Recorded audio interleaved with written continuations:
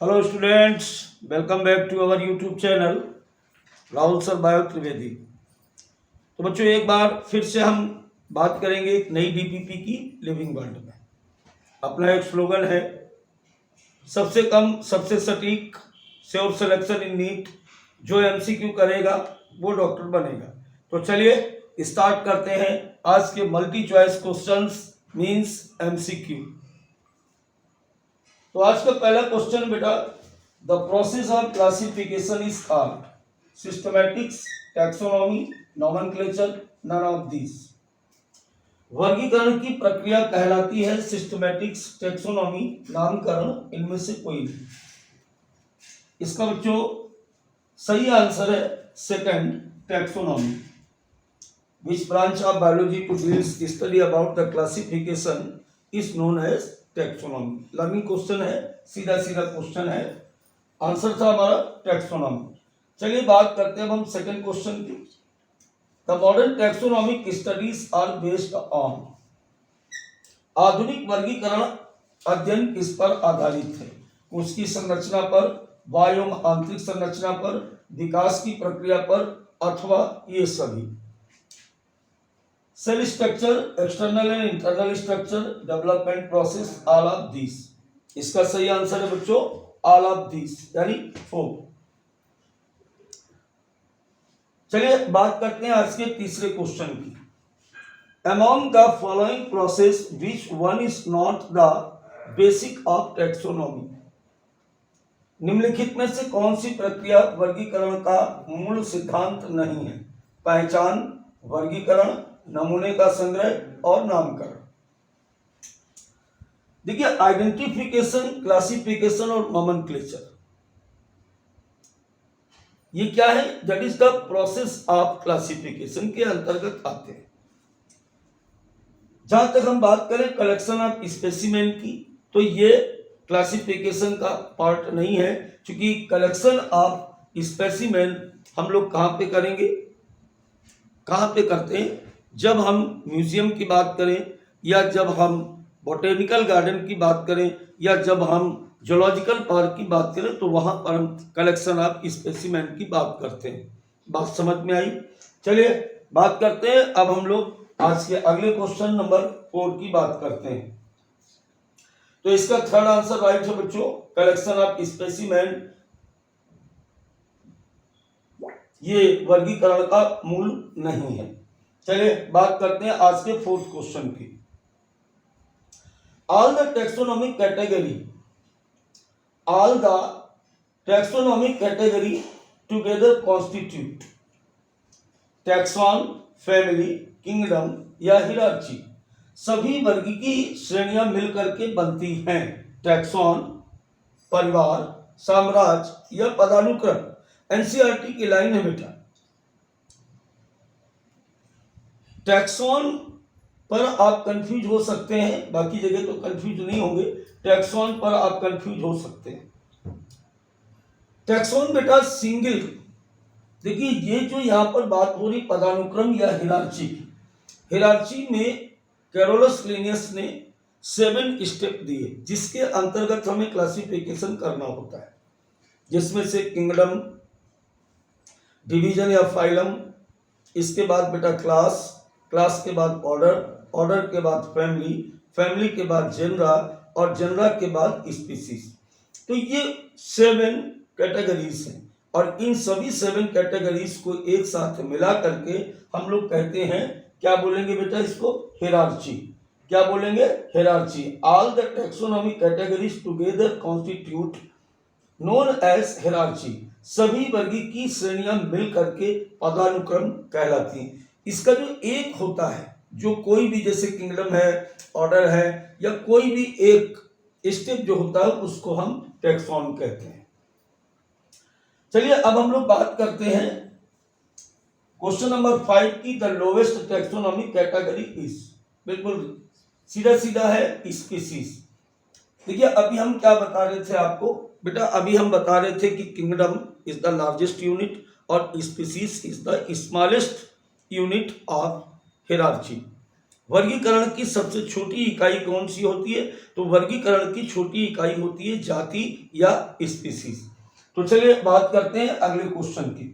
The basic requirement for placing an organism in various categories is the knowledge of. किसी जीव को विभिन्न श्रेणियों में रखने के लिए मूल आवश्यकता का ज्ञान है। किसी व्यक्ति के चरित्र के बारे में, जीवों के समूह के लक्षण के बारे में, द्विनामकरण के बारे में, पहला और दूसरा दोनों, character of an individual, characters of group of organisms. देखिए यहां पर आप क्वेश्चन को देखें, क्वेश्चन क्या कह रहा है? The basic requirement for placing an organism in various category is knowledge of. किसी भी सजीव का जब हम वर्गीकरण करते हैं, जब किसी सजीव का वर्गीकरण किया जाता है तो वर्गीकरण का जो बेसिक होता है वो होता है उसके कैरेक्टरिस्टिक फीचर। तो कैरेक्टरिस्टिक फीचर्स के आधार पर सजीवों को ग्रुप में डिस्ट्रीब्यूट करना, बांटना ही वर्गीकरण कहलाता है। तो यहाँ पर दो बातें निकल के आ रही हैं। क्या निकल के आ रहा कि कैरेक्टरिस्टिक फीचर भी बेसिस हो सकता है, या जिस ग्रुप में रखा गया है उस ग्रुप के मेन लक्षणों को भी माना जा सकता है। तो बेटा इसका आंसर जो होगा वो होगा 4, 1 और 2 बोथ। अब चलिए बात करते हैं हम लोग क्वेश्चन नंबर 7 की। Solanum include species. सोलेनम क्या है? सोलेनम एक जनरा है जो फैमिली सोलेनेसी के अंतर्गत आता है, जिसके अंतर्गत सोलेनम नाइग्रम यानी मकोय, सोलेनम मेलोंजियोना यानी कि बैंगन, और सोलेनम ट्यूबरोसम यानी कि पोटैटो, ये तीनों किसके अंतर्गत आते हैं? सोलेनम जनरा के अंतर्गत आते हैं। अर्थात इसका जो सही आंसर है वो होगा 4। चलिए क्वेश्चन नंबर 8 की बात करते हैं। The taxonomy category genus represent. वर्गीकरण श्रेणियों के अंतर्गत जो जीनस है, जो वंश है, वो किसको रिप्रेजेंट करता है? आपको बताया गया था कि संबंधित जातियों के समूह को हम जेनरा कहते हैं। संबंधित जातियों के समूह को हम जेनरा कहते हैं। जैसा कि अभी आप ऊपर वाले क्वेश्चन में देख रहे थे कि नाइग्रम, मेलोंजियोना और ट्यूबरोसम ये क्या है? ये तीनों स्पीसीज हैं, मगर रिलेटेड स्पीसीज है, इसलिए same category means solanum genera में रखा गया। जस्ट लाइक बेटा यहाँ पर ऑप्शन देखते हैं, एन इंडिविजुअल ऑर्गेनिज्म नहीं हो सकता है, एक कलेक्शन ऑफ ऑर्गेनिजम्स नहीं हो सकता है, एक group of closely related species of organism, निकट संबंधी जीवों की प्रजातियों का एक समूह जेनरा या वंश कहलाता है। तो ये था आंसर, यानी क्वेश्चन नंबर 8 का जो सही आंसर है वो है 3rd। चलिए बात करते हैं क्वेश्चन नंबर 9 की। क्वेश्चन नंबर 9 की बात करते हैं तो क्वेश्चन नंबर 9 क्या कह रहा है?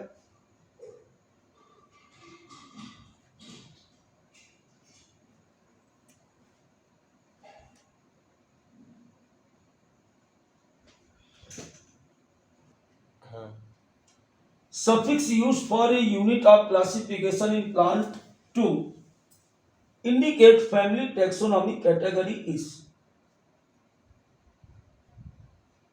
फैमिली वर्गीकरण श्रेणी को इंगित करने के लिए पौधों में वर्गीकरण की इकाई के लिए सफिक्स के रूप में उपयोग किया जाता है।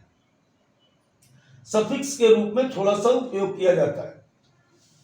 अब इसमें से पहला है एल्स, दूसरा है ऑन्स, तीसरा है एसी और चौथा है एई। देखिए जब भी हम किसी फैमिली को लिखते हैं तो सफिक्स के रूप में लास्ट में हम क्या लगाते हैं? एसी लगाते हैं। जैसे सोलेनेसी, मालवेसी, कुकुरबिटेसी। तो ज्यादातर जितनी भी फैमिलीज हैं इन सभी में हम सफिक्स के रूप में एसी टर्म का यूज करते हैं। तो चलिए बात करते हैं क्वेश्चन नंबर 11 की। क्वेश्चन नंबर 11 की अगर बात करें तो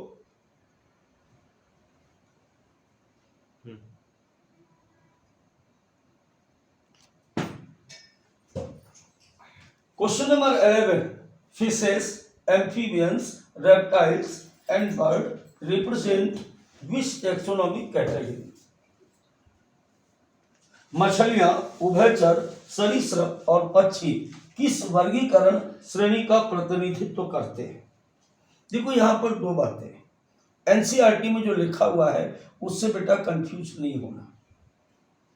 एनसीईआरटी में लिखा हुआ है कि मछलियां, उभयचर, सरीसृप, पक्षी किस कैटेगरी के अंतर्गत, अगर इन सभी को जोड़ दिया जाए तो किस कैटेगरी के अंतर्गत आएंगे। वहां पर उन्होंने लिख रखा है कि सभी कॉर्डेट्स में आते हैं, लेकिन यहां पर क्या कह रहा है कि fishes, amphibians, reptiles and bird represent which taxonomic category. तो फिश क्या है, पाइसेस क्या है, एक क्लास है, एम्फीबियंस क्या है बेटा, एक क्लास है, रेप्टाइल्स क्या है, क्लास है, बर्ड क्या है, एबिस, पक्षी वर्ग।